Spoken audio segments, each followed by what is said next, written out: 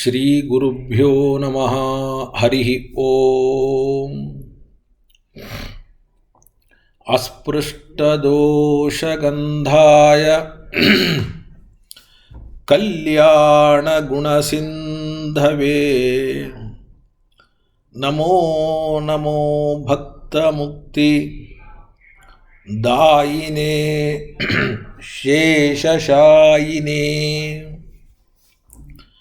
ಶಮಯನ್ ಭವಸಂತಾಪಂ ರಮಯನ್ ಸಾಧು ಚಾತಕಾನ್ ಕೃಷ್ಣಮೇಘ ಕೃಪಾದೃಷ್ಟಿ ವೃಷ್ಟ್ಯಾ ಪುಷ್ಣಾತು ಮಾಮಪಿ ಬುದ್ಧಿರ್ಬಲಂ ಯಶೋಧೈರ್ಯಂ ನಿರ್ಭಯತ್ವಂ ಅರೋಗತಾ ಅಜಾಡ್ಯಂ ವಾಕ್ಪಟುತ್ವಂಚ ಹನುಮತ್ಸ್ಮರಣಾದ್ ಭವೇತ್. ಅಭ್ರಮಂ ಭಂಗರಹಿತಂ ಅಜಡಂ ವಿಮಲಂ ಸದಾ ಆನಂದತೀರ್ಥಮತುಲಂ ಭಜೆ ತಾಪತ್ರಯಾಪಹಂ ಯಸ್ಯ ವಾ ಕಾಮಧೇನುರ್ನಃ ಕಾಮಿತಾರ್ಥಾನ್ ಪ್ರಯಚ್ಛತಿ ಸೇವೇತಂ ಜಯಯೋಗೀಂದ್ರಂ ಕಾಮಬಾಣಚ್ಛಿದಂ ಸದಾ. ಪ್ರಣಮತ್ಕಾಮಧೇನುಂಚ ಭಜತ್ಸುರತರೂಪಮಂ ಶ್ರೀಭಾವಬೋಧಕೃತ್ಪಾದ ಚಿಂತಾಮಣಿಮುಪಾಸ್ಮಹೇ. ಅರ್ಥಿಕಲ್ಪಿತಕಲ್ಪೋಯಂ ಪ್ರತ್ಯರ್ಥಿಗಜಕೇಸರಿ ವ್ಯಾಸತೀರ್ಥಗುರುರ್ಭೂಯಾತ್ ಅಸ್ಮದಿಷ್ಟಾರ್ಥಸಿದ್ಧಯೇ. ಕಾಮಧೇನು ಯಥಾ ಪೂರ್ವಂ ಪೂಜ್ಯಾಯ ರಾಘವೇಂದ್ರಾಯ ಸತ್ಯಧರ್ಮರತಾಯ ಚ ಭಜತಾಂ ಕಲ್ಪವೃಕ್ಷಾಯ ನಮತಾಂ ಕಾಮಧೇನವೇ. ಆಸೇತೋ ರಾತುಷಾರಾದ್ರೇಃ ಯೋ ದಿಶೋ ಜಿತವಾನ್ ಮುಹುಃ ಸತ್ಯಧ್ಯಾನ ಗುರುಪಾತು ಯತೀಂದ್ರೈರಪಿ ಪೂಜಿತಃ. ವೆಂಕಟೇಶಾದ್ರಿಮಾರಭ್ಯ ಸೇತುಂ ತೋತಾದ್ರಿಪೂರ್ವಕಾನ್ ಗತ್ವಾ ದಿಗ್ವಿಜಯೀ ಪಾತು ಸತ್ಯಾಭಿಜ್ಞಗುರುತ್ತಮಃ. ಸತ್ಯಾಭಿಜ್ಞಕರಾಬ್ಜೋತ್ಥಾನ್ ಪಂಚಾಶದ್ವರ್ಷಪೂಜಕಾನ್ ಸತ್ಯಪ್ರಮೋದತೀರ್ಥಾರ್ಯಾನ್ ನೌಮಿನ್ಯಾಯಸುಧಾರತಾನ್.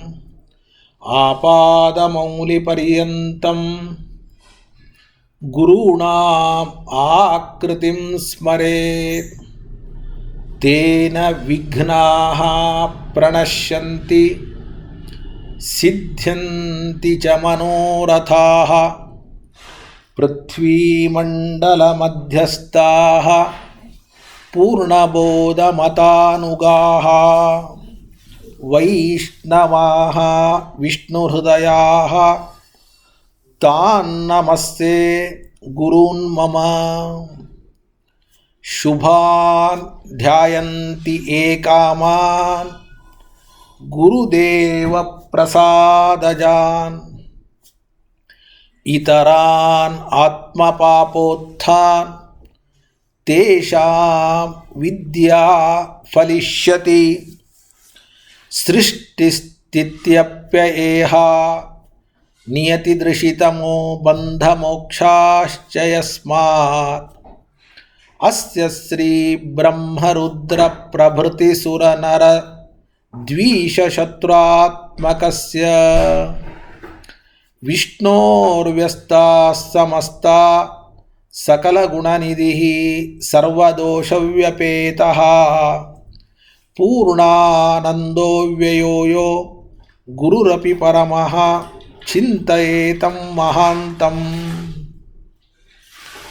जन्माद्यस्य यतोऽन्वयात् इतरतः च अर्थेष्वभिघ्नस्वराट् तेने ब्रह्महृदाय आदिकवये मुह्यन्ति यं सूरयः तेजो वारिमृदां यथा विनिमयो यत्र त्रिसर्गो मृषा धाम्ना स्वेन सदा निरस्तकुहकं सत्यं परं धीमहि। श्रीगुरुभ्यो नमः। हरिः ओम हरिः ओम हरिः ओम।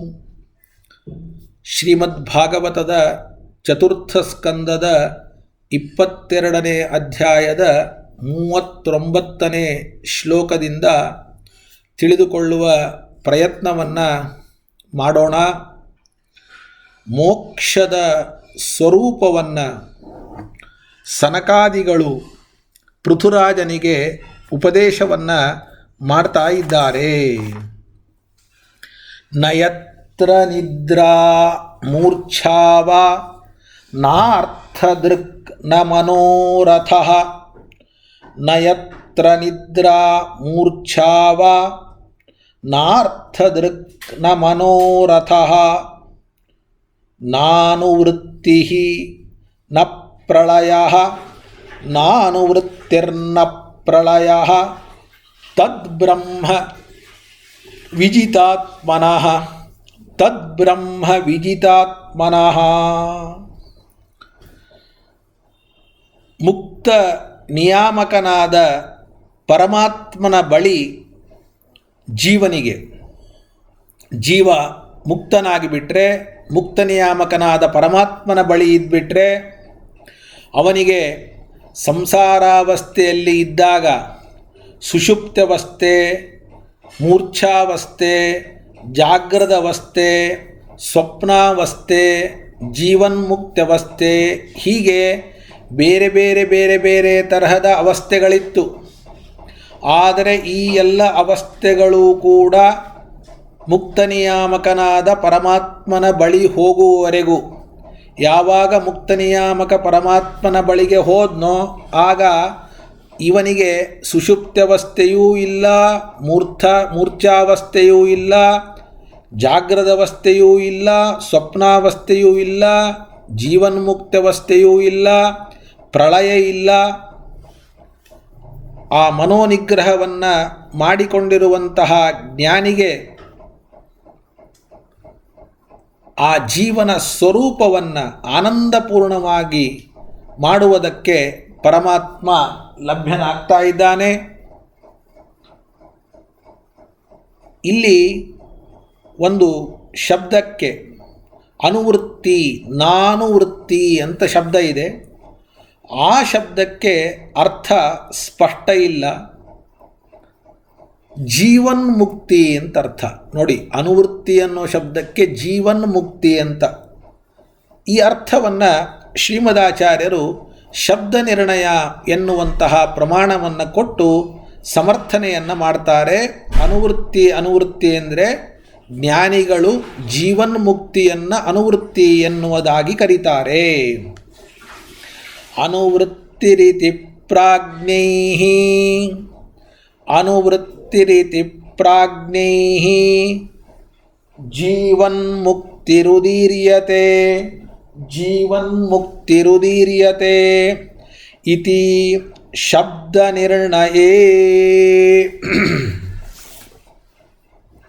ಇದಾದ ಮೇಲೆ ಜೀವ ಮತ್ತು ಪರಮಾತ್ಮರಲ್ಲಿ ವೈಲಕ್ಷಣ್ಯವನ್ನು, ಭೇದವನ್ನು ಯಾರು ಮುಕ್ತಿಯನ್ನು ಅಪೇಕ್ಷೆ ಮಾಡ್ತಾನೆ ಅಂತಹ ವ್ಯಕ್ತಿ ಅವಶ್ಯವಾಗಿ ತಿಳಿಯಲೇಬೇಕು. ಮುಮುಕ್ಷು ತಿಳಿಯಲೇಬೇಕಾದ ಜೀವ ಪರಮಾತ್ಮರ ಭೇದದ ಬಗ್ಗೆ ಸನಕಾದಿಗಳು ಪೃಥುರಾಜನಿಗೆ ಉಪದೇಶ ಮಾಡ್ತಾ ಇದ್ದಾರೆ ಅಂತ ಮೈತ್ರೇಯರು ವಿದುರನಿಗೆ ಹೇಳ್ತಾ ಇದ್ದಾರೆ. ತತ್ವಂ ನರೇಂದ್ರ ಜಗತಾಮತತಸ್ತುಷಾಂಚ ತತ್ವಂ ನರೇಂದ್ರ ಜಗತಾಮತತಸ್ತುಷಾಂಚ ದೇಹೇಂದ್ರಿಯಾಸು ದಿಷಣಾತ್ಮಭಿರಾವೃತಾನಾಂ ದೇಹೇಂದ್ರಿಯಾಸು ದಿಷಣಾತ್ಮಭಿರಾವೃತಾನಾಂ ಯಕ್ಷೇತ್ರವಿತ್ವಮನಯೋರ್ಹೃದಿ ವಿಶ್ವಗಾದೀಃ ಯಕ್ಷೇತ್ರವಿತ್ವಮನಯೋರ್ಹೃದಿ ವಿಶ್ವಗಾದೀಃ ಪ್ರತ್ಯಕ್ಷಕಾಸ್ತಿ ಭಗವಾನ್ ತಮವೈಹಿ ಸೋಸ್ಮಿ ಪ್ರತ್ಯಕ್ಷಕಾಸ್ತಿ ಭಗವಾನ್ ತಮವೈಹಿ ಸೋಸ್ಮಿ. ಈ ಶ್ಲೋಕ ತುಂಬ ಕಠಿಣವಾದದ್ದು. ಇದಕ್ಕೆ ಅನ್ವಯವನ್ನು ಅರ್ಥವನ್ನು ತಿಳಿದುಕೊಳ್ಳೋದು ತುಂಬ ಕಷ್ಟ. ಶ್ರೀಮದಾಚಾರ್ಯರು ತಾತ್ಪರ್ಯದಲ್ಲಿ ಅದಕ್ಕೆ ಸ್ಪಷ್ಟವಾದ ಅರ್ಥವನ್ನು ತಿಳಿಸ್ತಾರೆ. ಮೊದಲು ಸಾಮಾನ್ಯವಾದ ಅರ್ಥವನ್ನು ತಿಳಿದು ಪದಪದ ಅರ್ಥವನ್ನು ತಿಳಿಯೋಣ. ಪೃಥುಚಕ್ರವರ್ತಿಯನ್ನು ಸಂಬೋಧನೆ ಮಾಡಿ ಸನಕಾದಿಗಳು ಹೇಳ್ತಾ ಇದ್ದಾರೆ, ರಾಜ ದೇಹ, ಇಂದ್ರಿಯ, ಪ್ರಾಣ, ಬುದ್ಧಿ, ಅಹಂಕಾರ ಐದಿದೆ. ದೇಹ, ಇಂದ್ರಿಯ, ಪ್ರಾಣ, ಬುದ್ಧಿ, ಅಹಂಕಾರ ಈ ಐದರಿಂದ ಆವೃತವಾದವರು ಜಂಗಮ ಜೀವರು ಮತ್ತು ಸ್ಥಾವರ ಜೀವರು. ಆ ಜಂಗಮ ಜೀವರಿಗೆ, ಜಂಗಮ ಅಂದರೆ ಓಡಾಡುವವರು, ಸ್ಥಾವರ ಅಂದರೆ ನಿಂತಲ್ಲೇ ನಿಂತಿರುವಂತಹ ಗಿಡಮರಗಳು. ಗಿಡಮರಗಳನ್ನು ಸ್ಥಾವರ ಜೀವ ಅಂತ ಕರಿತೇವೆ. ಓಡಾಡುವಂತಹ ನಮ್ಮನ್ನು ಜಂಗಮ ಜೀವ ಅಂತ ಕರಿತೇವೆ. ಅದು ಜಂಗಮ ಜೀವ ಇರಬಹುದು, ಸ್ಥಾವರ ಜೀವ ಇರಬಹುದು. ಎರಡೂ ಜೀವರು ಕೂಡ ಐದರಿಂದ ಆವೃತರಾಗಿದ್ದಾರೆ.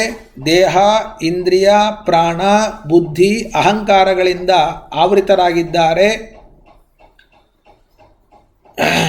ಅಂತಹ ಸ್ಥಾವರ ಜಂಗಮಗಳಿಗೆ, ಜೀವರಾಶಿಗಳಿಗೆ ಅಸ್ತಿತ್ವವನ್ನು, ಎಕ್ಸಿಸ್ಟೆನ್ಸ್, ಆ ಅಸ್ತಿತ್ವವನ್ನು ನೀಡುವವನು,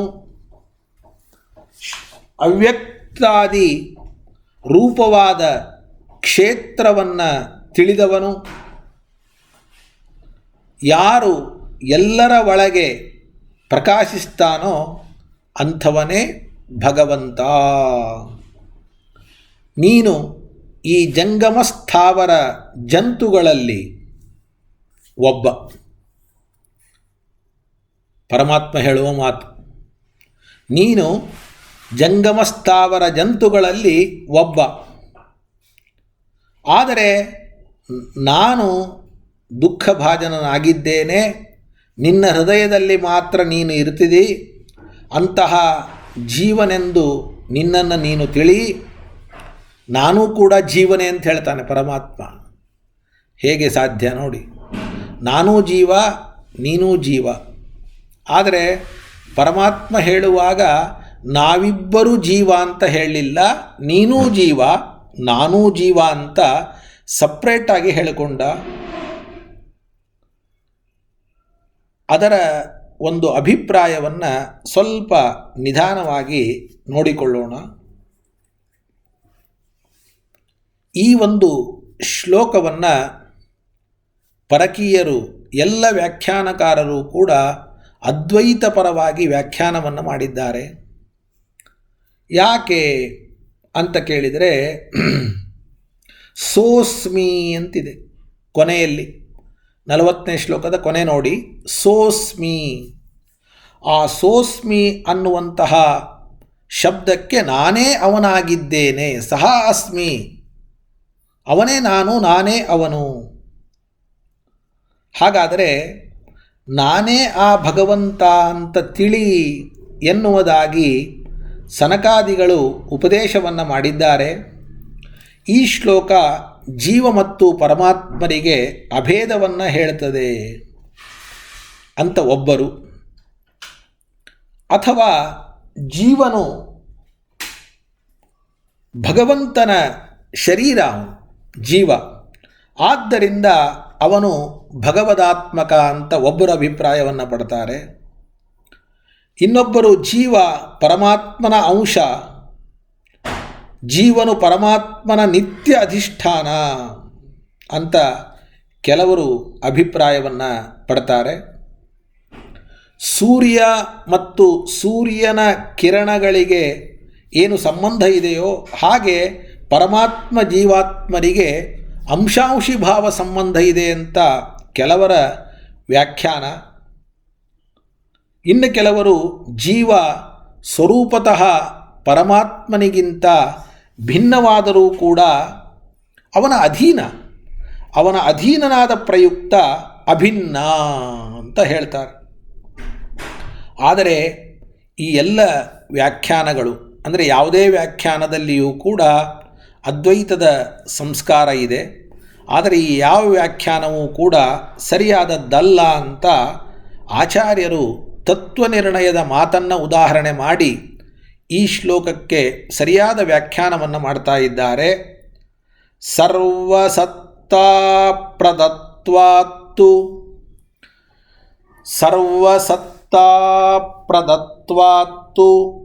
ಸರ್ವತತ್ವಂ ಹರಿಸ್ಮೃತಃ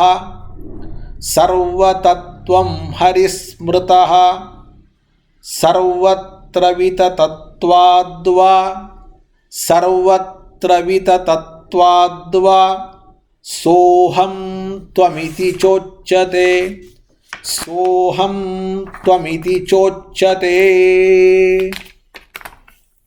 ಜಗತ್ತಿನಲ್ಲಿ ಎಷ್ಟು ವಸ್ತುಗಳಿವೆ ಆ ಎಲ್ಲ ವಸ್ತುಗಳಿಗೂ ಕೂಡ ಅಸ್ತಿತ್ವವನ್ನು ಕೊಟ್ಟವನು ಪರಮಾತ್ಮ.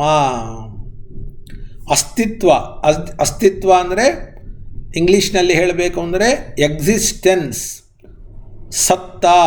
ಆ ಸತ್ತಾವನ್ನು ಅಸ್ತಿತ್ವವನ್ನು ಕೊಟ್ಟಿದ್ದಾನೆ. ಕೊಟ್ಟಿದ್ದರಿಂದ ಎಲ್ಲ ವಸ್ತುಗಳ ತತ್ವ ಅಂದರೆ ಅದು ಹರಿ ಅಂತ. ಯಾಕೆಂದರೆ ಇವನು ಇರಬೇಕಾದ್ರೆ ನಾನು ಬೇಕು ಅಂದರೆ ಅವನಿಗೆ ನಾನು ತತ್ವ. ಹಾಗೆ ಇಡೀ ಜಗತ್ತು ಇರಬೇಕಾದರೆ ಪರಮಾತ್ಮ ಇರಬೇಕು ಅಂತಾದರೆ ಇಡೀ ಜಗತ್ತಿನ ವಸ್ತುಗಳನ್ನು ಕುರಿತು ಪರಮಾತ್ಮ ತತ್ವನಾಗ್ತಾನೆ. ಅಂದಮೇಲೆ ತತ್ವ ಅಂತ ಪರಮಾತ್ಮನನ್ನು ಯಾಕೆ ಕರೀತಾ ಇದ್ದೇವೆ ಅಂತಂದರೆ ಎಲ್ಲ ಜಗತ್ತಿಗೂ ಅಸ್ತಿತ್ವವನ್ನು ಕೊಡ್ತಾ ಇದ್ದದ್ದರಿಂದ ಅಂತ ಒಂದು. ಅಥವಾ ಸರ್ವತ್ರ ವ್ಯಾಪ್ತ ಪರಮಾತ್ಮ, ಸರ್ವತ್ರ ವ್ಯಾಪ್ತನಾದ್ದರಿಂದ ಅವನು ಸರ್ವತತ್ವ ಎನ್ನುವುದಾಗಿಯೂ ಕೂಡ ಕರೆಸಿಕೊಳ್ತಾನೆ. ಇನ್ನೊಂದು ಕಾರಣಕ್ಕೂ ಕೂಡ ಅವನು ತತ್ವ. ಯಾಕೆಂದರೆ ವ್ಯಾಪ್ತನಾದದ್ದರಿಂದ.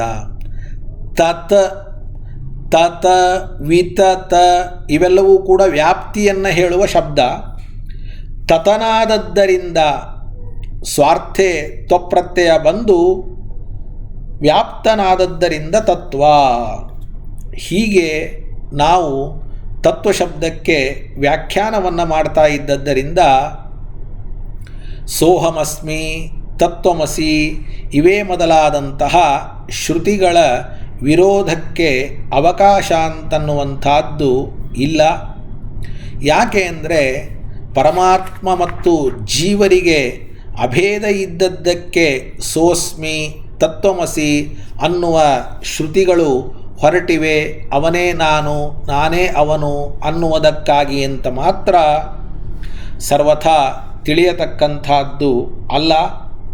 ಹಾಗಾದರೆ ಯಾಕೆ ಆ ತರಹದ ಶಬ್ದಗಳು ಬರ್ತವೆ ಅಂತಂದರೆ ಸರ್ವಾಂತರ್ಯಾಮಕತ್ವಾತ್ತು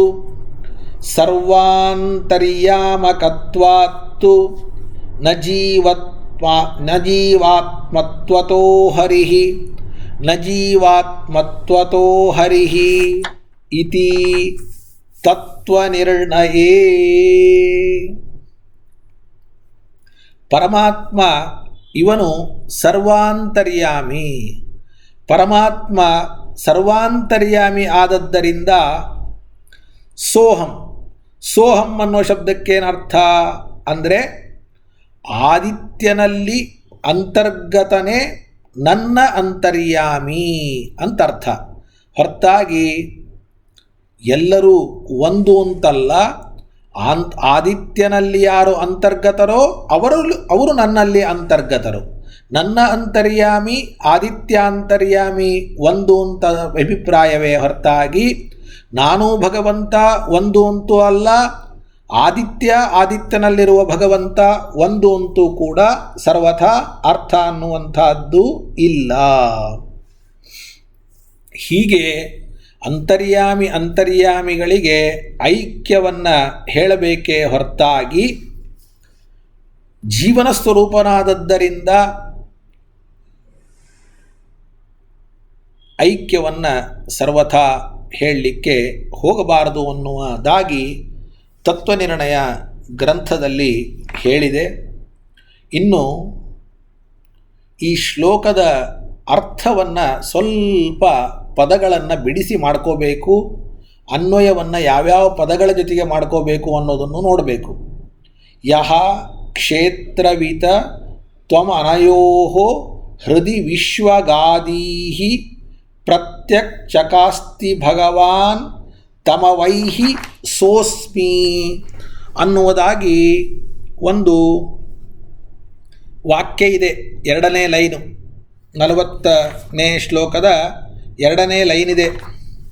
ಅದಕ್ಕೆ ಹೇಗೆ ಅನ್ವಯ ಮಾಡಬೇಕು ಅಂತ ಶ್ರೀಮದಾಚಾರ್ಯರು ತಾತ್ಪರ್ಯದ ಮೂಲಕ ತಿಳಿಸಿಕೊಡ್ತಾ ಇದ್ದಾರೆ. ತ್ವಂ ಅನಯೋಃ ಸ್ಥಾವರಜಂಗಮಯೋಃ ಮಧ್ಯೆ ಏಕಃ ಜೀವಃ ವಿಶ್ವಗಾಧೀಃ. ಶ್ಲೋಕದ ಉತ್ತರಾರ್ಧದಲ್ಲಿ ಒಂದೇ ಒಂದು ವಾಕ್ಯವನ್ನು ಮಾಡಿಕೊಳ್ಳಬಾರದು. ತ್ವಂ ಅನಯೋಹೋ ಅಂತಿದೆ. ತ್ವಂ ಅನಯೋಹೋ ಅನ್ನೋ ಶಬ್ದಕ್ಕೆ ಏನರ್ಥ ಅಂದರೆ ಈ ಸ್ಥಾವರ ಜಗತ್ತು ಹಾಗೂ ಜಂಗಮವಾದ ಜಗತ್ತು, ನಡೆದಾಡುವ ಜೀವರಾಶಿ, ನಿಂತಲ್ಲೇ ನಿಂತಿರುವ ಜೀವರಾಶಿ, ಇವುಗಳ ಮಧ್ಯದಲ್ಲಿ ನೀನೂ ಕೂಡ ಒಬ್ಬ ಜೀವ, ನೀನೂ ಕೂಡ ಒಬ್ಬ ಜೀವ ಅಂತ ಸನಕಾದಿಗಳು ರಾಜನಿಗೆ ಹೇಳ್ತಾ ಇದ್ದಾರೆ. ಯಾಕೆ ಅಂದರೆ ಅದಕ್ಕೆ ಕಾರಣ ವಿಶ್ವಗಾಧೀಹಿ. ನೋಡಿ, ಅಂದರೆ ವಿಶ್ವ ಅಂದರೆ ಬಹಳ ಅಗಾಧಿ ಅಂದರೆ ದೋಷವುಳ್ಳವನು, ನಾನಾ ದುಃಖವುಳ್ಳವನಾಗಿದ್ದೀಯ. ಆದ್ದರಿಂದ ಈ ಜೀವರ ಮಧ್ಯದಲ್ಲಿ ನೀನೂ ಕೂಡ ಒಬ್ಬ ಜೀವ. ಹಾಗಾದರೆ ತ್ವಂ ಅನಯೋಹೋ ವಿಶ್ವಗಾದೀಹಿ ಅಂತ 2 ಶಬ್ದಕ್ಕೆ ಅರ್ಥ ಆಯಿತು. ಇನ್ನು ಹೃದಿ ಅನ್ನುವಂತಹ ಒಂದು ಶಬ್ದ ಇದೆ. ಆ ಹೃದಿ ಅನ್ನುವಂತಹ ಶಬ್ದವನ್ನು ಯಾವುದರ ಜೊತೆಗೆ ನಾವು ಅನ್ವಯವನ್ನು ಮಾಡಿಕೊಳ್ಳಬೇಕು ಅಂತ ಕೇಳಿದರೆ ಅದನ್ನು ಸ್ವಲ್ಪ ದೂರದಲ್ಲಿ ಇರುವಂತಹ 2ನೇ ಲೈನ್ನಲ್ಲಿ ಅಂದರೆ ಕೊನೆ ಲೈನ್ನಲ್ಲಿ ಇರತಕ್ಕ ತಂ ಅವೈಹಿ ಅಂತ ಇದೆ ನೋಡಿ. ಭಗವಾನ್ ತಮವೈಹಿ ಸೋಸ್ಮಿ ಅಂತ ಆ ತಂ ಅವೈಹಿ ಎನ್ನುವಂತಹ ಪದದ ಜೊತೆಗೆ ಅನ್ವಯವನ್ನು ಮಾಡಿಕೊಳ್ಳಬೇಕು. ಅದನ್ನು ಆಚಾರ್ಯರು ಹೇಳ್ತಾ ಇದ್ದಾರೆ ನೋಡಿ. ನಾನಾ ದುಃಖ ಸನ್ ತ್ವಂ ಅನಯೋಃ ಸ್ಥಾವರ ಜಂಗಮಯೋಃ ಮಧ್ಯೆ. ತ್ವಮನಯೋಃ ಅನ್ನೋದಕ್ಕೆ ಸ್ಥಾವರ ಜಂಗಮಗಳ ಮಧ್ಯದಲ್ಲಿ ಅಂತ ಅರ್ಥ. ಏಕಃ ಜೀವಃ ಏಕಃ ಜೀವಃ ವಿಶ್ವಗಾಧೀಃ ನಾನಾ ದುಃಖಸ್ಸನ್ ನಾನಾ ದುಃಖಸ್ಸನ್ ಹೃದಿ ತಮವೈಹಿ ಹೃದಿ ತಮವೈಹಿ. ಅಂದರೆ ಆ ಜೀವ ಹೃದಯದಲ್ಲಿದ್ದಾನೆ ಅಂತ ತಿಳಿಬೇಕು, ಹೃದಯದಲ್ಲಿ ಜೀವ ಇದ್ದಾನೆ ಅಂತ ತಿಳಿಬೇಕು ಅಂತ. ಇದು ಜೀವನ ಬಗ್ಗೆ, ಶರೀರದಲ್ಲಿರುವ ಹೃದಯದಲ್ಲಿರುವ ಜೀವನ ಬಗ್ಗೆ ಹೇಳಾಯಿತು. ಅಹಂಚ ಸಹ ಜೀವ ಅಸ್ಮಿ. ಸೋಸ್ಮಿ ಅನ್ನೋದಕ್ಕೆ ಬೇರೆ ಅರ್ಥ. ಅಹಂಚ ಸಹ ಜೀವ ಅಸ್ಮಿ. ನಾನು ಕೂಡ ಒಬ್ಬ ಜೀವನೇ ಆಗಿದ್ದೇನೆ ಅಂತ ಅರ್ಥ. ಅಂದರೆ ನೀನೂ ಜೀವನಾಗಿದ್ದೀಯ, ನಾನು ಕೂಡ ಒಬ್ಬ ಜೀವನೇ ಆಗಿದ್ದೇನೆ. ಹಾಗಾದರೆ ಇಲ್ಲಿ ಪರಮಾತ್ಮನೂ ಜೀವ ಅಂತಾಯಿತು, ಜೀವನೂ ಜೀವ ಅಂತಾಯಿತು. ಇಬ್ಬರೂ ಜೀವರಾದರೂ ನಾವಿಬ್ಬರೂ ಜೀವರಾಗಿದ್ದೇವೆ ಅಂತ ಹೇಳದೇನೆ ನೀನು ಜೀವನಾಗಿದ್ದೀಯಾ, ನಾನೂ ಜೀವನಾಗಿದ್ದೇನೆ ಅಂತ ಇಬ್ಬರನ್ನು ಬೇರೆ ಬೇರೆಯಾಗಿ ಜೀವ ಆಗಿದ್ದೇನೆ ಅಂತ ಹೇಳಿಕೊಳ್ಳೋದಕ್ಕೆ ಕಾರಣ ಏನು ಅಂತಂದರೆ, ನಾನು ನಿನ್ನಂತೆ ಜೀವನಲ್ಲ. ನನ್ನನ್ನು ಜೀವ ಅಂತ ಕರಿಬೋದು. ವಿಷ್ಣು ಸಹಸ್ರನಾಮದಲ್ಲಿ ಪರಮಾತ್ಮನನ್ನು ಕರೆಯುವ ಶಬ್ದಗಳಲ್ಲಿ ಜೀವ ಶಬ್ದವೂ ಸೇರಿಕೊಂಡಿದೆ. ಜೀವೋ ವಿನಯಿತ ಸಾಕ್ಷಿ. ಕಲ್ಪನೆ ಬಂತಲ್ಲ, ಎಲ್ಲರೂ ನಿತ್ಯ ವಿಷ್ಣು ಸಹಸ್ರನಾಮ ಪಾರಾಯಣ ಮಾಡ್ತೀರಿ. ಜೀವನ ಪರಮಾತ್ಮನನ್ನು ಜೀವ ಅಂತ ಕರೆದರೆ ಹೆದರುವ ಅವಶ್ಯಕತೆ ಇಲ್ಲ. ಜೀವ ಅಂತ ಎಲ್ಲರಿಗೂ ಜೀವವನ್ನು ಕೊಡ್ತಾನೆ, ಆದ್ದರಿಂದ ಜೀವ. ಜೀವೋ ವಿನಯಿತ ಸಾಕ್ಷಿ ಮುಕುಂದೋ ಅಮಿತ ವಿಕ್ರಮ ಅಂತ ಸ್ಪಷ್ಟವಾಗಿ ಪರಮಾತ್ಮನನ್ನು ಜೀವ ಅಂತ ಕರೆದದ್ದಿದೆ. ಆದ್ದರಿಂದ ನಾನು ನಿನ್ನಂತೆ ಜೀವನಲ್ಲ, ಜ್ಞಾನದಿಂದ ನಿನಗಿಂತಲೂ ಕೂಡ ಶ್ರೇಷ್ಠ ಅಂತ ಸೂಚನೆಯನ್ನು ಮಾಡಿದ್ದಾರೆ. ಇನ್ನು ಯಕ್ಷೇತ್ರವಿತ ಅನ್ನುವುದನ್ನು ಸರ್ವಸ್ಯ ಪ್ರತ್ಯಕ್ಷಕಾಸ್ತಿ ಸ ಭಗವಾನ್ ಅನ್ನುವುದರ ಜೊತೆಗೆ ಅನ್ವಯ ಮಾಡಬೇಕು. ಅವ್ಯಕ್ತಾದಿ ಸಕಲ ತತ್ವಗಳನ್ನು ತಿಳಿತಾ ಎಲ್ಲರ ಒಳಗೆ ಬಿಂಬನಾಗಿ ಪ್ರಕಾಶಿಸುವ ಭಗವಂತ ಎನ್ನುವುದಾಗಿ ಅರ್ಥವನ್ನು ಮಾಡಬೇಕು. ಜ್ಞಾನಾನ್ ಮಹಾನ್ ಭವಾಮಿ, ಜ್ಞಾನಾನ್ ಮಹಾನ್ ಭವಾಮಿ, ಯಕ್ಷೇತ್ರವಿತ ಸರ್ವಸ್ಯ ಪ್ರತ್ಯಕ್ಷಕಾಸ್ತಿ, ಯಕ್ಷೇತ್ರವಿತ ಸರ್ವಸ್ಯ ಪ್ರತ್ಯಕ್ಷಕಾಸ್ತಿ ಸಹ ಭಗವಾನಿತಿ. ನಾವು ಈ ಶ್ಲೋಕದಲ್ಲಿ ಒಂದು ಕಡೆ 2ನೇ ಲೈನ್ನಲ್ಲಿದ್ದ ಪದವನ್ನು 4ನೇ ಲೈನ್ನಲ್ಲಿರುವ ಪದದ ಜೊತೆಗೆ, ಅಂದರೆ ಬಹಳ ದೂರದ ಪದಗಳ ಜೊತೆಗೆ ಅನ್ವಯವನ್ನು ಮಾಡಿ ಅರ್ಥವನ್ನು ಹೇಳಿದ್ದೇವೆ, ವ್ಯಾಖ್ಯಾನವನ್ನು ಮಾಡಿದ್ದೇವೆ. ಅಷ್ಟು ದೂರದ ಪದಗಳ ಜೊತೆಗೆ ಅನ್ವಯವನ್ನು ಮಾಡಬೇಕಾ? ಹತ್ತಿರದಲ್ಲಿರುವ ಪದಗಳನ್ನು ಬಿಟ್ಟು ದೂರದಲ್ಲಿರುವ ಪದಗಳ ಜೊತೆಗೆ ಅನ್ವಯವನ್ನು ಮಾಡಬೇಕಾ ಅಂತನ್ನುವ ಪ್ರಶ್ನೆ. ಇದು ಇಲ್ಲಿ ಮಾತ್ರ ಅಲ್ಲ, ಎಲ್ಲ ಕಡೆಯಲ್ಲಿಯೂ ಕೂಡ ಈ ಪ್ರಶ್ನೆ ಬರ್ತದೆ. ಶ್ಲೋಕದಲ್ಲಿ ಪದಗಳಿಗೆ ಅನ್ವಯವನ್ನು ಹೇಳುವ ಕ್ರಮ, ಶ್ಲೋಕದಲ್ಲಿರುವ ಪದಗಳಿಗೆ ಅನ್ವಯವನ್ನು ಹೇಳಲಿಕ್ಕೆ ಬಂದರೆ ಅವನು ತುಂಬ ಬುದ್ಧಿವಂತ ಅಂತ ಅರ್ಥ. ಅದನ್ನೇ ವ್ಯುತ್ಪತ್ತಿ ಅಂತ ಕರೀತಾರೆ. ಈಗಲಾದರೂ ಕೂಡ ನೀವು ಒಂದು ಪದ ಇಲ್ಲಿದೆ, ಇನ್ನೊಂದು ಪದ 4ನೇ ಲೈನ್ನಲ್ಲಿದೆ, ಅಷ್ಟು ದೂರದಲ್ಲಿರತಕ್ಕಂತಹ ಪದದ ಜೊತೆಗೆ ಅನ್ವಯವನ್ನು ಹೇಳಿದರೆ ಇದು ವಿರುದ್ಧವಲ್ಲವೇ? ಅದು ಅಷ್ಟು ಸರಿ ಕಾಣೋದಿಲ್ಲಲ್ಲ. ಹತ್ತಿರ ಇರುವ ಪದದ ಜೊತೆಗೆ ಅನ್ವಯವನ್ನು ಹೇಳಬೇಕು ಅನ್ನುವಂತಹ ಪ್ರಶ್ನೆ ಬಂದರೆ ಅದಕ್ಕೆ ಆಚಾರ್ಯರು ತುಂಬ ಸುಂದರವಾದ ನಿರ್ಣಯ ಕೊಡ್ತಾರೆ. ಈ ನಿರ್ಣಯ ಎಲ್ಲ ಕಡೆಯಲ್ಲಿಯೂ ಕೂಡ ನಾವು ಅಪ್ಲೈ ಮಾಡಿಕೊಳ್ಳಬಹುದು. ಏನು ಅಂದರೆ ಎರಡಿದೆ, ಒಂದು ಸನ್ನಿಧಿ, ಇನ್ನೊಂದು ಯೋಗ್ಯತೆ. ಇವೆರಡರಲ್ಲಿ ನೀವು ಯಾವುದನ್ನು ಚಾಯ್ಸ್ ಮಾಡ್ತೀರಿ, ಯಾವುದನ್ನು ಆರಿಸಿಕೊಳ್ತೀರಿ? ನೋಡಿ ಎಷ್ಟು ಚೆನ್ನಾಗಿದೆ. ಸನ್ನಿಧಿ ಮತ್ತು ಯೋಗ್ಯತೆ. ಸನ್ನಿಧಿ ಅನ್ನುವ ಶಬ್ದಕ್ಕೇನರ್ಥ, ಯೋಗ್ಯತೆ ಅನ್ನುವ ಶಬ್ದಕ್ಕೇನರ್ಥ ಅಂದರೆ ಹತ್ತಿರ ಇದ್ದದ್ದಕ್ಕೆ ಸನ್ನಿಧಿ ಅಂತ ಕರೀತಾರೆ, ಯೋಗ್ಯವಾದದ್ದಕ್ಕೆ ಯೋಗ್ಯತೆ ಉಳ್ಳದ್ದು ಅಂತ ಕರೀತಾರೆ. ಈಗ ನಾವು ಒಂದು ಪದದಕ್ಕೆ ಇನ್ನೊಂದು ಪದದ ಜೊತೆಗೆ ಅನ್ವಯವನ್ನು ಹೇಳಬೇಕು.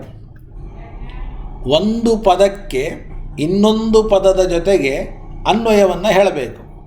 ಹೇಳುವಾಗ ನಾವು ಯಾವುದನ್ನು ಮಾನದಂಡವಾಗಿ ಇಟ್ಕೋಬೇಕು, ಹತ್ತಿರ ಇದೆ ಅನ್ನೋದನ್ನು ಮಾನದಂಡವಾಗಿ ಇಟ್ಕೋಬೇಕು, ಯೋಗ್ಯವಾಗಿದ್ದರೂ ದೂರದಲ್ಲಿದ್ದರೂ ಕೂಡ ಅದರ ಜೊತೆಗೆ ಅನ್ವಯವನ್ನು ಮಾಡಬೇಕು ಅಂತ ಇಟ್ಕೊಳ್ಬೇಕು. ಅಂದರೆ ಅನ್ವಯ ಹೇಳುವಾಗ ಹತ್ತಿರ ಇರುವಿಕೆ, ಸನ್ನಿಧಿ ಇದು ಮುಖ್ಯವಲ್ಲ, ಯೋಗ್ಯವಾಗಿರಬೇಕು ಅನ್ನೋದು ಮುಖ್ಯ. ಯೋಗ್ಯವಾದದ್ದು ದೂರದಲ್ಲಿದ್ದರೂ ಅದರ ಜೊತೆಗೆ ಅನ್ವಯವನ್ನು ಹೇಳಬೇಕು, ಯೋಗ್ಯವಲ್ಲದ್ದು ಅಯೋಗ್ಯವಾದದ್ದು ಹತ್ತಿರದಲ್ಲಿದ್ದರೂ ಕೂಡ ಅದರ ಜೊತೆಗೆ ಅನ್ವಯವನ್ನು ಹೇಳಬಾರದು ಅಂತ.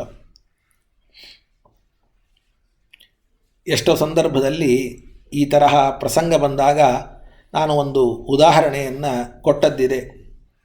ನಮ್ಮ ಮನೆಯಲ್ಲಿ ಏನೋ ಒಂದು ಕಾರ್ಯಕ್ರಮ ಇದೆ, ತುಂಬ ಒಂದು ಶ್ರೇಷ್ಠವಾದ ಕಾರ್ಯಕ್ರಮ ಇದೆ. ಕಾರ್ಯಕ್ರಮಕ್ಕೆ ಊಟಕ್ಕೆ ನಾವು ಬ್ರಾಹ್ಮಣರನ್ನು ಕರಿಬೇಕಾಗಿದೆ. ಆದ್ದರಿಂದ ಊಟಕ್ಕೆ ಯಾರನ್ನು ಕರೆಯೋದು? ಇಲ್ಲ, ಬ್ರಾಹ್ಮಣರು ಕರೆಯೋಣ ಅಂತಂದರೆ ತುಂಬ ದೂರದಲ್ಲಿದ್ದಾರೆ, ಇಲ್ಲಿಂದ 2 ಕಿಲೋಮೀಟರ್ 3 ಕಿಲೋಮೀಟರ್ ದೂರದಲ್ಲಿದ್ದಾರೆ. ಆದರೆ ಸನ್ನಿಧಿ ನಮ್ಮ ಪಕ್ಕದ ಮನೆಯಲ್ಲೇ ಇದ್ದಾರೆ. ಅವರು ಯಾರು ಅಂತ ಕೇಳಬೇಡಿ, ನೀವು ಇದ್ದಾರೆ. ಹಾಗಾದರೆ ನಮ್ಮ ಊಟಕ್ಕೆ ಹತ್ತಿರ ಇದ್ದಾರೆ ಅಂತ ಯಾರನ್ನೋ ಪಕ್ಕದಲ್ಲಿದ್ದಾರೆ ಅಂತ ಕರೆಯೋಣೋ, ಅಥವಾ ಯೋಗ್ಯರಾಗಿದ್ದಾರೆ ಅನ್ನೋ ಕಾರಣಕ್ಕೆ ದೂರದಲ್ಲಿದ್ದವರನ್ನು ಕರೆಯೋಣೋ ಅಂದರೆ ಅದು ನಿಮಗೆ ಅರ್ಥ ಆಗ್ತದೆ. ಅಂದಮೇಲೆ ನಮಗೆ ಅನ್ವಯಕ್ಕೆ ಯೋಗ್ಯ ಅನ್ನೋದು ಮುಖ್ಯವೇ ಹೊರತಾಗಿ ಹತ್ತಿರ ದೂರ ಅನ್ನುವುದು ಮುಖ್ಯ ಅಲ್ಲ. ಆದ್ದರಿಂದ ಪದಗಳನ್ನು ನಾವು ಯೋಗ್ಯವಾದದ್ದನ್ನು ಹೊಂದಾಣಿಕೆ ಮಾಡಿಕೊಳ್ಬೇಕೇ ಹೊರತಾಗಿ ಹತ್ತಿರದಲ್ಲಿದೆ ಅನ್ನೋ ಕಾರಣಕ್ಕೆ ಅಯೋಗ್ಯವಾದ ಪದದ ಜೊತೆಗೆ ಅನ್ವಯವನ್ನು ಹೇಳಬಾರದು ಅನ್ನುವಂತಹ ಅಭಿಪ್ರಾಯವನ್ನು ಶ್ರೀಮದಾಚಾರ್ಯರು ತಿಳಿಸ್ತಾ ಇದ್ದಾರೆ. ನೋಡಿ ಎಷ್ಟು ಚೆನ್ನಾಗಿದೆ. ವ್ಯವಧಾನೇನಾನ್ವಯೋಪಿ ವ್ಯವಧಾನ ಅಂದರೆ ಬಹಳ ದೂರದಲ್ಲಿದ್ದ ಪದದ ಜೊತೆಗೆ ಅನ್ವಯವನ್ನು ಹೇಳುವ ಪ್ರಸಂಗ ಬಂದರೆ ಯೋಗ್ಯತಾಪೇಕ್ಷೆಯ ಭವೇತ್ ಇತಿ ಶಬ್ದ ನಿರ್ಣಯೇ. ಯೋಗ್ಯತಾಪೇಕ್ಷೆಯ ಭವೇತ್, ಯೋಗ್ಯತೆಯನ್ನು ನೋಡಿಬಿಟ್ರೆ ಸಾಕು, ಅದರಿಂದ ದೂರ ಆದರೂ ಕೂಡ ಅನ್ವಯವನ್ನು ಹೇಳಲಿಕ್ಕೆ ಬರ್ತದೆ ಅಂತ ಶಬ್ದ ನಿರ್ಣಯದ ಪ್ರಮಾಣವನ್ನು ಕೊಟ್ಟು ಈ ಒಂದು ನಿಯಮವನ್ನು ಆಚಾರ್ಯರು ನಮಗೆ ಮನವರಿಕೆ ಮಾಡಿಕೊಡ್ತಾ ಇದ್ದಾರೆ. ಇನ್ನು ದೇಹೇಂದ್ರಿಯಾಸು ದಿಷಣಾತ್ಮಭಿಹಿ ಅಂತಿದೆ. ಅಲ್ಲಿ ಆತ್ಮ ಅನ್ನೋ ಶಬ್ದಕ್ಕೆ ಜೀವನಿಗೆ ಆವರಕವಾಗಿರುವಂತಹ ಅಹಂಕಾರ ಅಂತರ್ಥ. ಅಹಂಕಾರವು ಅಭಿಮಾನ ಎಂದು ಆತ್ಮ ಎಂದು ಕರೆಸಿಕೊಳ್ತದೆ. ಅಹಂಕಾರಕ್ಕೆ ಅಭಿಮಾನ ಅಂತೂ ಕರೀತಾರೆ, ಆತ್ಮ ಅಂತೂ ಕರೀತಾರೆ ಅಂತ ಶಬ್ದ ನಿರ್ಣಯದ ಪ್ರಮಾಣವನ್ನು ಕೊಟ್ಟು ಆಚಾರ್ಯರು ಸಮರ್ಥನೆಯನ್ನು ಮಾಡ್ತಾ ಇದ್ದಾರೆ.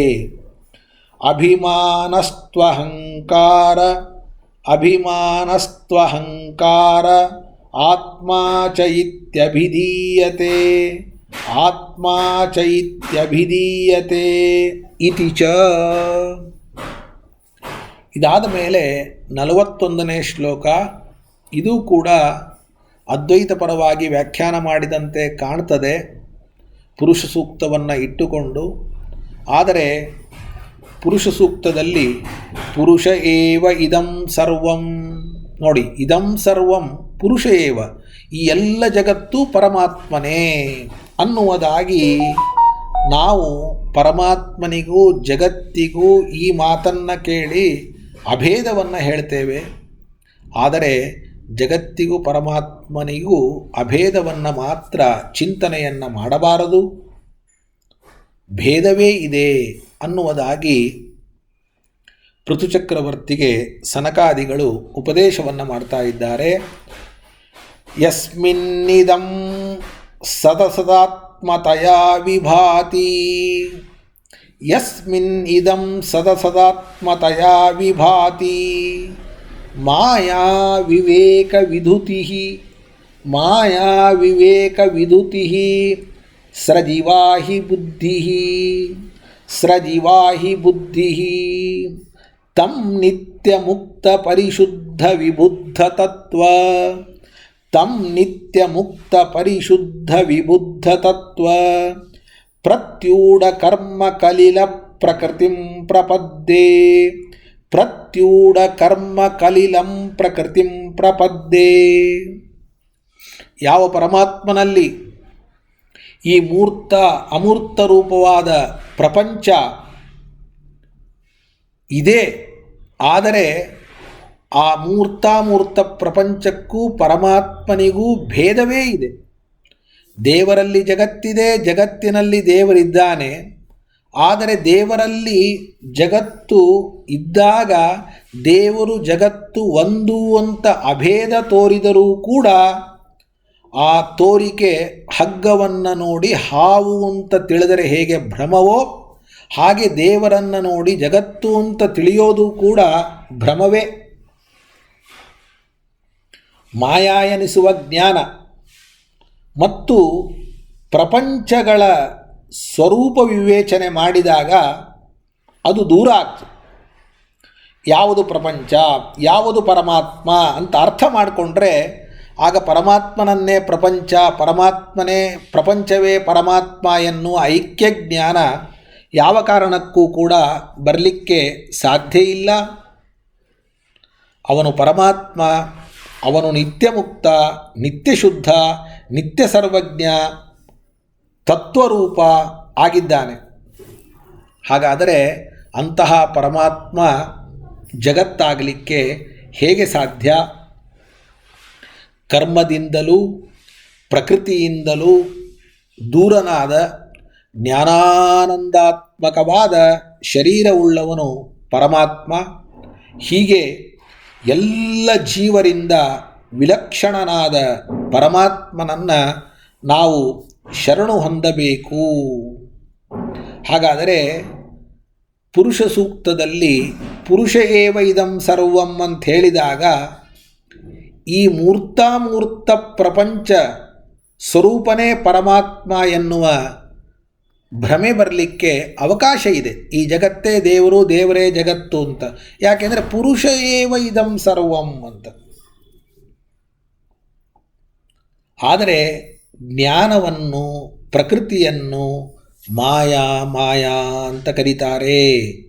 ಈ ಎರಡೂ ಮಾಯೆಗಳಲ್ಲಿಯೂ ಕೂಡ ಜ್ಞಾನ ಪ್ರಕೃತಿಗಳಲ್ಲಿ ವೈಲಕ್ಷಣ್ಯವಿದೆ. ಪರಮಾತ್ಮನಿಗೆ ಜ್ಞಾನ ಮಾತ್ರವೇ ಶರೀರ, ಪ್ರಕೃತಿ ಅಂತ ಅವನಿಗೆ ಶರೀರ ಆಗಿರೋದಿಲ್ಲ. ಹೀಗೆ ಪ್ರಕೃತಿಗಿಂತಲೂ ಪ್ರಕೃತಿ ಕಾರ್ಯವಾದ ಜಡ ಶರೀರವುಳ್ಳ ಜೀವರಿಗಿಂತಲೂ ಪರಮಾತ್ಮ ವಿಲಕ್ಷಣ ಅಂತ ತಿಳಿದಾಗ ಆ ಭ್ರಮ ತನ್ನಷ್ಟಕ್ಕೆ ತಾನೇ ನಿವೃತ್ತಿಯಾಗ್ತದೆ ಅನ್ನುವಂಥದ್ದು ಈ ಒಂದು ಶ್ಲೋಕದ ಅಭಿಪ್ರಾಯ. ಆದರೆ ಈ ಶ್ಲೋಕಕ್ಕೆ ಹೇಳಿದಂತೆ ಅದ್ವೈತ ಪರವಾಗಿ ವ್ಯಾಖ್ಯಾನವನ್ನು ಮಾಡ್ತಾರೆ. ಸದಸದಾತ್ಮತಯ ವಿಭಾತಿ ಅಂತ ಪದ ಇದೆ ಈ ಶ್ಲೋಕದಲ್ಲಿ. ಸದಸದಾತ್ಮತಯ ವಿಭಾತಿ ಅಂತ ಪದ. ಇದನ್ನು ಒಂದೇ ಪದ ಅಂತ ಇಟ್ಟುಕೊಂಡು ಮಾಯಾ ವಿವೇಕದ್ಯುತಿ ಅಂತ ಎರಡು ಪದಗಳನ್ನು ಬೇರೆ ಬೇರೆ ಪದ ಅಂತ ಇಟ್ಟುಕೊಂಡು ವ್ಯಾಖ್ಯಾನವನ್ನು ಮಾಡಿದ್ದಾರೆ. ಸದಸದಾತ್ಮಯ ಅಂದರೆ ಸತ್ ಅಂದರೆ ಕಾರಣ, ಅಸತ್ ಅಂದರೆ ಕಾರ್ಯ, ಕಾರ್ಯಕಾರಣ ಭಾವದಿಂದ ಪ್ರಪಂಚ ಮತ್ತು ಬ್ರಹ್ಮನಲ್ಲಿ ಕಾಣುವುದು ಮಾಯಾ ಅಂದರೆ ಮಿಥ್ಯೆ. ಯಾಕೆ ಅಂದರೆ ನಮಗೆ ಯಥಾರ್ಥ ಜ್ಞಾನ ಹುಟ್ಟಿದಾಗ ಅದು ದೂರವಾಗ್ತದೆ. ಅದು ಮಾಯೆಯ ಸ್ವಭಾವ. ಕಾರ್ಯಕಾರಣ ಭಾವದಿಂದ ಬೇರೆ ಬೇರೆ ರೂಪಗಳು ಜೀವನಲ್ಲಿ ಕಾಣ್ತವೆ. ಆ ಕಾಣುವುದು ಸುಳ್ಳು ಅಂತ ಹೀಗೆಲ್ಲ ವ್ಯಾಖ್ಯಾನವನ್ನು ಮಾಡ್ತಾರೆ. ವಾಸ್ತವಿಕವಾಗಿ ಸದಸತ ಆತ್ಮತಯ, ಸದಸದಾತ್ಮತಯ ಅಂತ ಶ್ಲೋಕದಲ್ಲಿದೆ. ಆದರೆ ಶ್ಲೋಕದಲ್ಲಿದ್ದ ಸದಸದಾತ್ಮತಯ ಅನ್ನೋದಕ್ಕೆ ಸದಸತ ಆತ್ಮತಯ ಅಂತ ಬೇರೆ ಬೇರೆ ಪದಗಳು ಅಂತ ಇಟ್ಕೋಬೇಕು. ಯಾವುದನ್ನು ಒಂದು ಪದ ಇದೆಯೋ ಅದು ಬೇರೆ ಬೇರೆ ಅಂತ ಮಾಡಿದರು, ಯಾವುದು ಬೇರೆ ಬೇರೆ ಪದನೋ ಅದನ್ನು ಒಂದು ಅಂತ ಮಾಡಿದರು. ಮಾಯಾ ವಿವೇಕದ್ಯುತಿ ಅನ್ನುವುದು ಒಂದೇ ಪದ. ಸತ್ ಅಸತ್ ಅಂದರೆ ಪಂಚಭೂತಗಳು ಅಂತ ಅರ್ಥ. ಸತ್ ಅಸತ್ ಅಂದರೆ ಪಂಚಭೂತಗಳು ಯಾಕೆ ಅಂತಂದರೆ, ಪಂಚಭೂತಗಳಲ್ಲಿ ಪೃಥಿವಿ, ಅಪ್, ತೇಜಸ್ಸು, ವಾಯು, ಆಕಾಶ 5 ಸೇರಿದೆ. ಸತ್ ಅಂದರೆ ಇದ್ದದ್ದು, ಅಸತ್ ಅಂದರೆ ಇಲ್ಲದೇ ಇದ್ದದ್ದು. ಹೀಗೆ ಸದಸತ್ ಅಂತ ಅರ್ಥವನ್ನು ಮಾಡಬಾರದು. ಸತ್ ಅಂದರೆ ಕಣ್ಣಿಗೆ ಕಾಣೋದು, ಅಸತ್ ಅಂದರೆ ಕಣ್ಣಿಗೆ ಕಾಣದೇ ಇರೋದು. ನೋಡಿ, ಅಸತ್ ಅನ್ನೋ ಶಬ್ದಕ್ಕೆ ಸುಳ್ಳು, ಸತ್ಯ, ಸತ್ ಅನ್ನೋ ಶಬ್ದಕ್ಕೆ ಸತ್ಯ, ಈ ರೀತಿಯಾಗಿ ಅರ್ಥ ಅಲ್ಲ. ಕಣ್ಣಿಗೆ ಕಾಣೋದು, ಕಣ್ಣಿಗೆ ಕಾಣದೇ ಇರೋದು ಅಂತ ಈ ರೀತಿಯಾಗಿ ಅರ್ಥವನ್ನು ನಾವು ಮಾಡಬೇಕು. ಹಾಗಾದರೆ 5ರಲ್ಲಿ, ಪಂಚಮಹಾಭೂತಗಳಲ್ಲಿ 5ರಲ್ಲಿ ಕಣ್ಣಿಗೆ ಕಾಣೋದು 3, ಕಣ್ಣಿಗೆ ಕಾಣದ್ದು 2. ಪೃಥಿವಿ ಕಣ್ಣಿಗೆ ಕಾಣಿಸ್ತದೆ, ನೀರು ಕಣ್ಣಿಗೆ ಕಾಣಿಸ್ತದೆ, ತೇಜಸ್ಸು ಕಣ್ಣಿಗೆ ಕಾಣಿಸ್ತದೆ. ಆದರೆ ವಾಯು, ಆಕಾಶ ಕಣ್ಣಿಗೆ ಕಾಣೋದಿಲ್ಲ. ಕಣ್ಣಿಗೆ ಕಾಣೋದಿಲ್ಲ ಅನ್ನುವ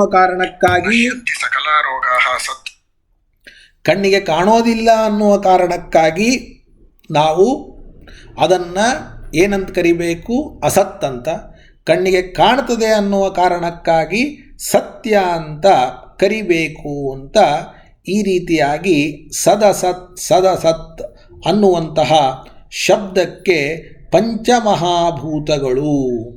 ಆ ಪಂಚಮಹಾಭೂತಗಳು ಪರಮಾತ್ಮನಲ್ಲಿ ಆತ್ಮತಯ ಅಂದರೆ ಅಭಿನ್ನವಾಗಿ ಏನು ಕಾಣ್ತಾ ಇದೆಯೋ ಅದು ಭ್ರಮೆ. ಶುಕ್ತಿಯಲ್ಲಿ ರಜತ ಕಂಡಂತೆ ಪರಮಾತ್ಮನಲ್ಲಿ ಜಗತ್ತು ಅಭಿನ್ನವಾಗಿ ಕಂಡ್ರೆ ಅದು ಭ್ರಮೆ.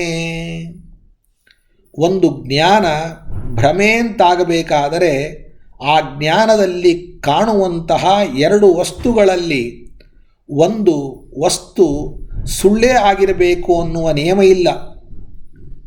ಒಂದು ವಸ್ತು ಸುಳ್ಳು, ಒಂದು ವಸ್ತು ಸತ್ಯ ಆದರೇ ಭ್ರಮೆ ಅಂತಿಲ್ಲ.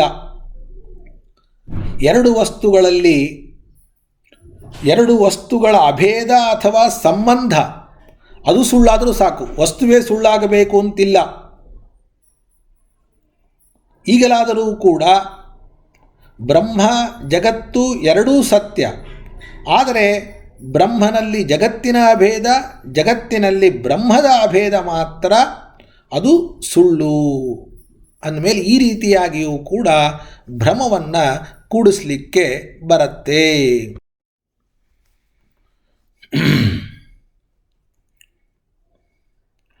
ಯತ್ಸ್ವರೂಪತಯಾ ಭಾತಂ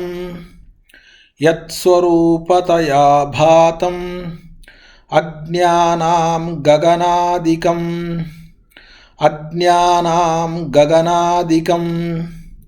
ವಿವೇಕಜ್ಞಾನಿನಾಂ ರಜ್ಜೌ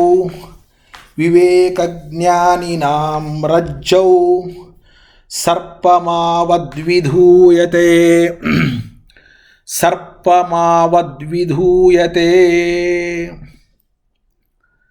ಪುರುಷ ಸೂಕ್ತದಲ್ಲಿ ಬರುವ ಪುರುಷ ಏವ ಇದಂ ಸರ್ವಂ ಅನ್ನುವಂತಹ ವಾಕ್ಯ ಜಗತ್ತಿಗೂ ಪರಮಾತ್ಮನಿಗೂ ಐಕ್ಯವನ್ನು ಹೇಳ್ತಾ ಇದೆ ಅಂತ ತಿಳಿದಿದ್ದರೆ ಅದು ಭ್ರಮೆ.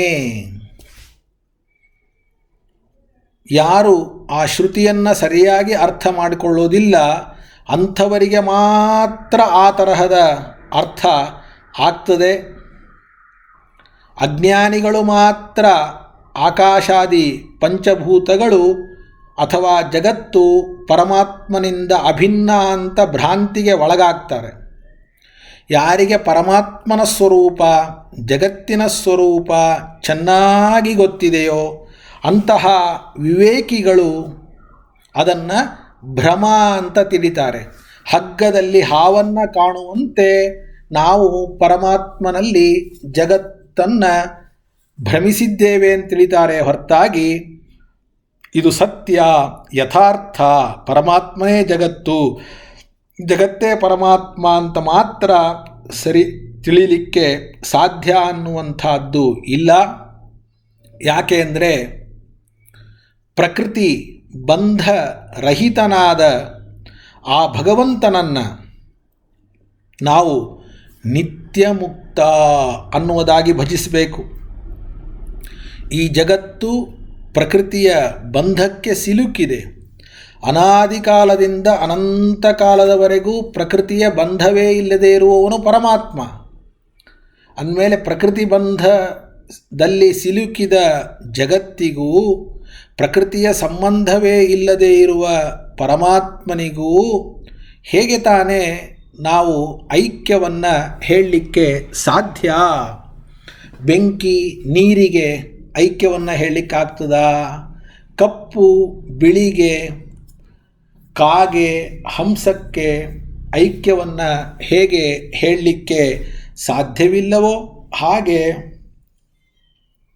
ಪರಮಾತ್ಮನಿಗೂ ಜಗತ್ತಿಗೂ ಐಕ್ಯವನ್ನು ಹೇಳಲಿಕ್ಕೆ ಸಾಧ್ಯ ಇಲ್ಲ. ತಂ ನಿತ್ಯ ಮುಕ್ತ ಭಾವೇನ ತಂ ನಿತ್ಯ ಮುಕ್ತ ಭಾವೇನ ನಿರಸ್ತ ಪ್ರಕೃತಿಂ ಭಜೇತ್ ನಿರಸ್ತ ಪ್ರಕೃತಿಂ ಭಜೇತ್ ಇತಿ ಜ್ಞಾನ ವಿವೇಕೇ. ಇದಾದ ಮೇಲೆ ಸರ್ವಂ ಖಲು ಇದಂ ಬ್ರಹ್ಮ ಅಂತ ಒಂದು ವಾಕ್ಯ ಕೇಳಿದ್ದೀರಿ. ಅಹಂ ಬ್ರಹ್ಮಾಸ್ಮಿ ನೇಹನ ನಾಸ್ತಿ ಕಿಂಚನ ಸರ್ವಂ ಖಲು ಇದಂ ಬ್ರಹ್ಮ ತತ್ವಮಸಿ. ಇವೆಲ್ಲ ಬಹಳ ಪ್ರಸಿದ್ಧವಾದ ಐಕ್ಯಪರವಾದ ಮಾತುಗಳಂತೆ ತೋರ್ತವೆ.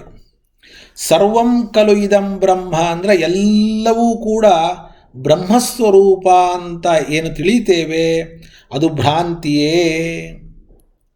ಆದರೂ ಅದರಲ್ಲಿ ಜಗತ್ತನ್ನು ಕಾಣುವುದು ಭ್ರಾಂತಿ ಅಲ್ಲ. ಸರ್ವವೂ ಬ್ರಹ್ಮ ಅಂತ ತಿಳ್ಕೊಳ್ಳೋದು ಭ್ರಾಂತಿಯೇ ಹೊರತಾಗಿ ಸರ್ವದಲ್ಲಿ ಬ್ರಹ್ಮ ಇದ್ದಾನೆ ಅಂತ ತಿಳಿಯೋದು ಮಾತ್ರ ಸರ್ವಥಾ ಭ್ರಾಂತಿ ಅಲ್ಲ. ಯಾಕೆ ಅಂದರೆ ಜಗತ್ತಿನಲ್ಲಿ ದೇವರಿದ್ದಾನೆ, ದೇವರಲ್ಲಿ ಜಗತ್ತಿದೆ. ನೀ ಮಾಯೆಯೋ ನಿನ್ನಳು ಮಾಯೆಯೋ ಅಂತ. ಹಾಗೆ ಜಗತ್ತಿನಲ್ಲಿ ನೀನೋ ನಿನ್ನಲ್ಲಿ ಜಗತ್ತು. ಬಯಲು ಆಲಯದೊಳೋ ಆಲಯವು ಬಯಲೊಳೋ ಅಂತ ಹೇಳಿದ ಹಾಗೆ ಜಗತ್ತಿನಲ್ಲಿ ಪರಮಾತ್ಮ ಅದೂ ಸರಿ, ಪರಮಾತ್ಮನಲ್ಲಿ ಜಗತ್ತು ಅದೂ ಸರಿ.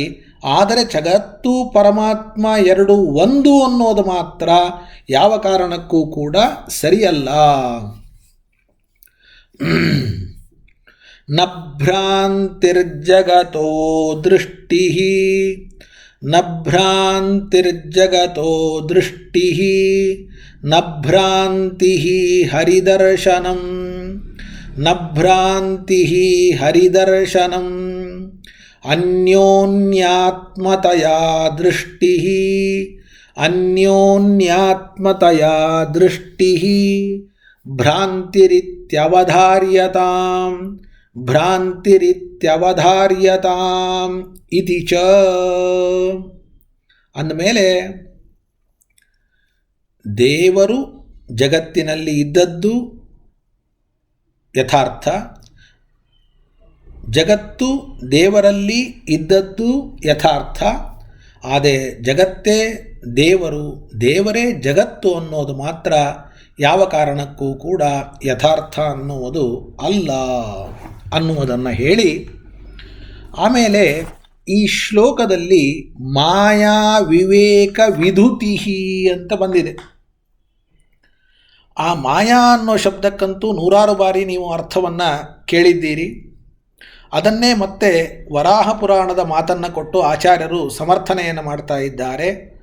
ಮಾಯೇತಿ ಜ್ಞಾನನಾಮ ಸ್ಯಾತ್ ಮಾಯೇತಿ ಜ್ಞಾನನಾಮ ಸ್ಯಾತ್ ಮಾಯೇತಿ ಪ್ರಕೃತಿಸ್ತಥಾ ಮಾಯೇತಿ ಪ್ರಕೃತಿಸ್ತಥಾ ಜ್ಞಾನಂ ಸ್ವರೂಪಂ ವಿಷ್ಣೋಸ್ತು ಜ್ಞಾನಂ ಸ್ವರೂಪಂ ವಿಷ್ಣೋಸ್ತು ಪ್ರಕೃತಿರ್ನ ಹರೇಸ್ತನುಃ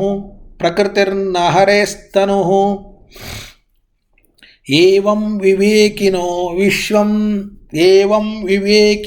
ವಿಶ್ವಂ ಬ್ರಹ್ಮರೂಪೇಣ ನೇಷ್ಯತೆ ಇತಿ ವಾರಾಹೇ. ಮಾಯಾ ಎಂಬಂತಹ ಶಬ್ದ ಜ್ಞಾನವಾಚಕವಾಗ್ತದೆ ಮತ್ತು ಪ್ರಕೃತಿವಾಚಕವೂ ಕೂಡ ಆಗ್ತದೆ. ಮಾಯಾ ಅನ್ನೋದಕ್ಕೆ ಪ್ರಕೃತಿ ಅಂತೂ ಅರ್ಥ, ಮಾಯಾ ಅನ್ನೋ ಶಬ್ದಕ್ಕೆ ಜ್ಞಾನ ಅಂತೂ ಅರ್ಥ. ಆದರೆ ಜ್ಞಾನ ಇದು ವಿಷ್ಣುವಿನ ಸ್ವರೂಪ, ಪ್ರಕೃತಿ ಇದು ವಿಷ್ಣುವಿನ ಸ್ವರೂಪನೂ ಅಲ್ಲ, ಶರೀರವೂ ಅಲ್ಲ. ಹೀಗೆ ಯಾರಿಗೆ ಸ್ಪಷ್ಟವಾದ ವಿವೇಕ ಇದೆಯೋ ಅಂಥವರು ಜಗತ್ತನ್ನು ವಿಷ್ಣುವಿನ ಸ್ವರೂಪ, ವಿಷ್ಣುವನ್ನು ಜಗತ್ತಿನ ಸ್ವರೂಪ ಅಂತ ಭ್ರಾಂತಿಗೆ ಒಳಗಾಗುವುದಿಲ್ಲ. ಜ್ಞಾನ ಮತ್ತು ಪ್ರಕೃತಿ ಎರಡೂ ಕೂಡ ಮಾಯಾ ಅಂತ ಕರೆಸಿಕೊಳ್ಳುತ್ತದೆ. ಆದರೆ ಅವುಗಳಲ್ಲಿ ಭೇದಜ್ಞಾನ ಇದ್ದರೆ ಆ ಅಸತ್ತಾದ ಪಂಚಮಹಾಭೂತಗಳು ವಿಷ್ಣು ಅಂತ ಗ್ರಹಿಸಿದರೆ ಅದು ಭ್ರಾಂತಿ. ಆ ಭ್ರಾಂತಿಯನ್ನು ಯಾರೂ ಕೂಡ ಅಂಗೀಕಾರ ಮಾಡೋದಿಲ್ಲ. ಜ್ಞಾನ ಪ್ರಕೃತ್ಯಾಖ್ಯಮಾಯಾದ್ವಯಸ್ಯ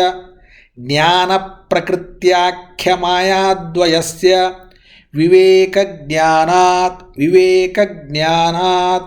ಸದಸತೋಃ ವಿಷ್ಣುವಾತ್ಮತಯಾ ಪ್ರತೀತಿಃ ಸೃಜ್ಯೈಃ ಬುದ್ಧಿರಿವ ವಿಧೂಯತೆ ಇತ್ಯರ್ಥಃ.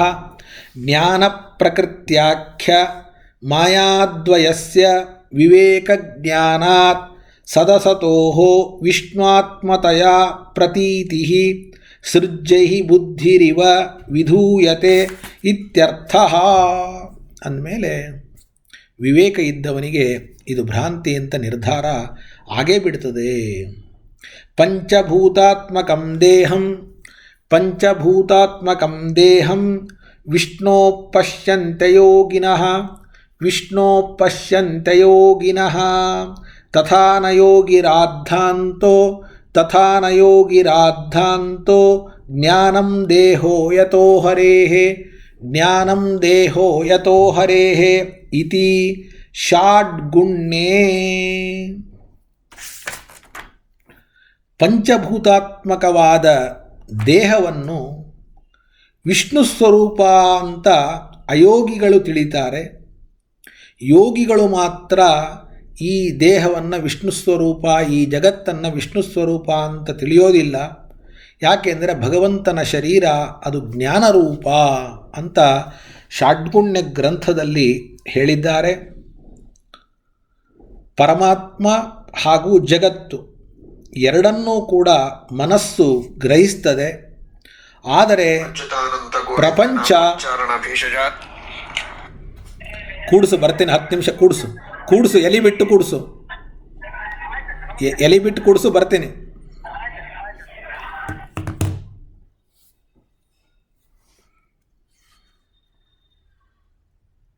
ಆದರೆ ವಿಷಯ ಪ್ರಪಂಚ ಮೋಕ್ಷ ಮಾರ್ಗಕ್ಕೆ ವಿರೋಧಿ, ಅದನ್ನು ತ್ಯಜಿಸಬೇಕು ಅನ್ನುವುದಾಗಿ ಪೃಥುಚಕ್ರವರ್ತಿಗೆ ಉಪದೇಶವನ್ನು ಮಾಡ್ತಾ ಇದ್ದಾರೆ.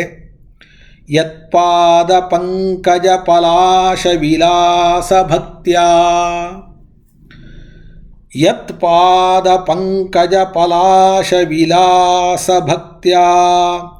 ಕರ್ಮಾಶಯಗ್ರಥಿತಮುದ್ಗ್ರಥಯಂತಿ ಸಂತಃ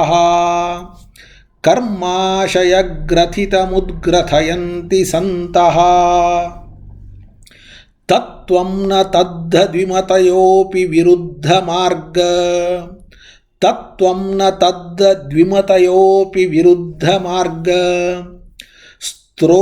ಸ್ರೋತೋ ಗುಣಾಸ್ತಮರಣಂ ಭಜ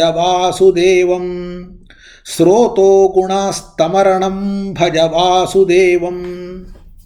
ಪರಮಾತ್ಮನ ಪಾದ ಕಮಲಗಳ ದಳಗಳಂತಿರುವ ಬೆರಳುಗಳು, ಆ ಬೆರಳುಗಳ ಕಾಂತಿಯ ಭಕ್ತಿಯಿಂದಲೇ ಮನಸ್ಸಿನಲ್ಲಿ ಸೇರಿಕೊಂಡಿರುವಂತಹ ಕರ್ಮವನ್ನು ಹಾಗೂ ಆ ಕರ್ಮದಿಂದ ಜನ್ಯವಾದ ಭೋಗದ ಆಸೆಯನ್ನು ಸಜ್ಜನರು ತೆಗೆದುಹಾಕಿಬಿಡ್ತಾರೆ. ಮನಸ್ಸಿನಲ್ಲಿ ಹಾಗೆ ಪರಮಾತ್ಮ ತತ್ವ ಅದು ತೆಗೆದುಹಾಕುವ ಹಾಗೆ ಸೇರಿಕೊಂಡಿರುತ್ತದೆ. ಪರಮಾತ್ಮ ತತ್ವವನ್ನು ಮಾತ್ರ ತೆಗೆದು ಹಾಕೋದಿಲ್ಲ.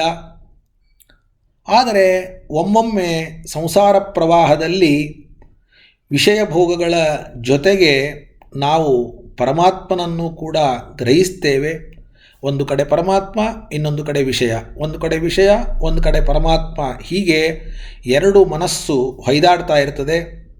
ಆದರೆ ವಿಷಯ ಭೋಗವನ್ನು ಮೋಕ್ಷ ಮಾರ್ಗಕ್ಕೆ ವಿರುದ್ಧ ಅಂತ ತಿಳಿದಾಗ ಅದನ್ನು ಮನಸ್ಸಿನಿಂದ ಕಿತ್ತಾಕಲಿಕ್ಕೆ ಸಾಧ್ಯ.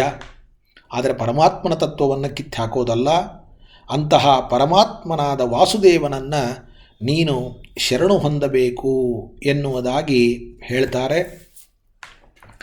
ಇಲ್ಲಿ ಶ್ರೀಮದಾಚಾರ್ಯರು ದ್ವಿಮತಯ ಅಂತಿದೆ, ತತ್ವಂ ನ ತದ್ವಿಮತಯೋಪಿ ಅಂತ ಇದೆ.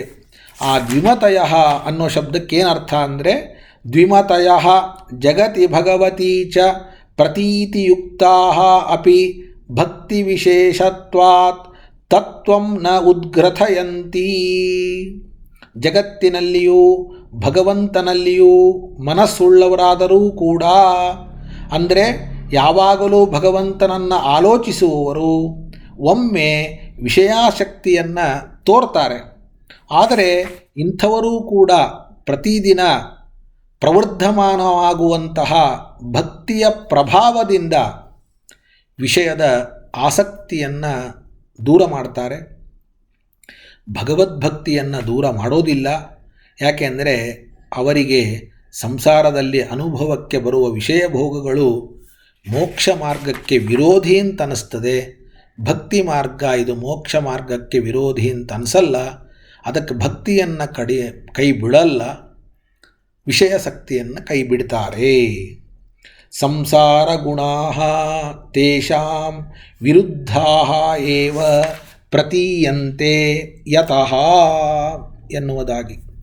ಹೀಗೆ ಸನಕಾದಿಗಳು ಇನ್ನೂ ತತ್ವೋಪದೇಶವನ್ನು ಮಾಡ್ತಾರೆ. ಅದರಿಂದ ಸಂತುಷ್ಟನಾದ ಪೃಥುಚಕ್ರವರ್ತಿ ಅವರಲ್ಲಿ ವಿಶೇಷವಾದ ಶ್ರದ್ಧೆಯನ್ನು ವಹಿಸ್ತಾನೆ ಅಂತ ಹೇಳ್ತಾ ಈ ಪಾಠವನ್ನು ಇಲ್ಲಿ ಮುಕ್ತಾಯ ಮಾಡೋಣ.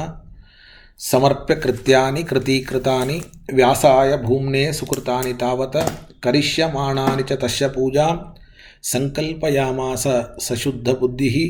ಬ್ರಹ್ಮಾರ್ಪಣಂ ಬ್ರಹ್ಮಹವಿಃ ಬ್ರಹ್ಮಾಗ್ನೌ ಬ್ರಹ್ಮಣಾಹುತಂ ಬ್ರಹ್ಮೈವ ತೇನ ಗಂತವ್ಯಂ ಬ್ರಹ್ಮಕರ್ಮ ಸಮಾಧಿನ ನಾಹಂ ಕರ್ತಾ ಹರಿಕರ್ತ ತತ್ಪೂಜಾ ಕರ್ಮ ಚಾಖಿಲಂ ತಥಾಪಿ ಮತ್ಕೃತಾ ಪೂಜಾ ತತ್ಪ್ರಸಾದೇನ ನಾನ್ಯಥಾ ತದ್ಭಕ್ತಿಸ್ತತ್ಫಲಂ ಮಖ್ಯಂ ತತ್ಪ್ರಸಾದ ಪುನಃ ಪುನಃ ಕರ್ಮನ್ಯಾಸೋ ಹರಾವೇವಂ ವಿಷ್ಣೋಸ್ತೃಪ್ತಿಕರಃ ಸದಾ. ಶುಭಾನ್ ಧ್ಯಾಯಂತಿ ಏಕಾಮಾನ್ ಗುರುದೇವ ಪ್ರಸಾದಜಾನ್ ಇತರಾನ್ ಆತ್ಮಪಾಪೋತ್ಥಾನ್ ತೇಷಾಂ ವಿದ್ಯಾ ಫಲಿಷ್ಯತಿ. ಹರಯೇ ನಮಃ ಹರಯೇ ನಮಃ ಹರಯೇ ನಮಃ. ಶ್ರೀಕೃಷ್ಣಾರ್ಪಣಮಸ್ತು.